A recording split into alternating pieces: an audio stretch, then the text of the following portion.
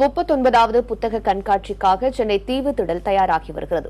வாசகர்களின் வசதிக்காக இந்த முறை பல்வேறு வசதிகள் செய்யப்பட்டுள்ளன. அது பற்றிய விரிவான அலசல்.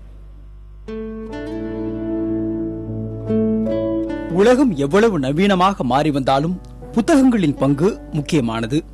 வாசிப்பு பழக்கத்தை மேம்படுத்த ஒவ்வொரு ஆண்டும் ஜனவரி மாதம் நடைபெறும் புத்தக கண்காட்சி மழை வெள்ள பாதிப்பால் ஜூன் மாதம் 1ஆம் தேதி முதல் 13ஆம் தேதி வரை நடைபெற இருக்கிறது. சென்னை தீவுத்திடலில் 700 அரங்குகள் அமைக்கப்பட்டு வருகின்றன.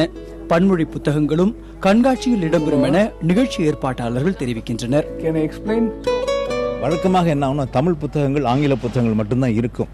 இந்த முறை விஜயவாடாவில் இருந்து ஒரு 5 அல்லது 6 தெலுங்கு புத்தகம் வெளியிடுவர்களை வரவழைத்திருக்கிறோம். அதே போல கன்னட பதிப்பாளர்கள் 2 பேர் வராங்க. மலையாளத்திலிருந்து ஒரு மிகப்பெரிய நிறுவனம் டிசி புக்ஸ், இன்னொரு நிறுவனம் 3 பேர் வராங்க.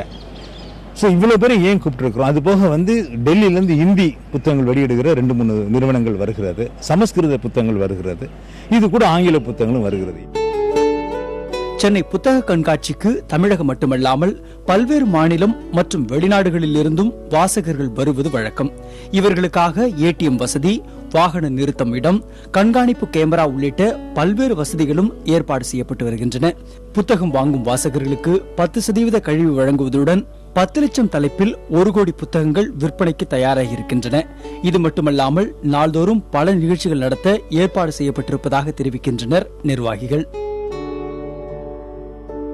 இயற்கை உணவுகளுக்கு இந்த ஆண்டு நாங்கள் முக்கியத்துவம் அதிகமாக கொடுக்குறோம். இயற்கை உணவுகள் இங்கே பார்த்தீங்கன்னா பல உணவுகள் கிடைப்பதற்கான பணிகளை நாங்கள் மேற்கொண்டு இருக்கிறோம்.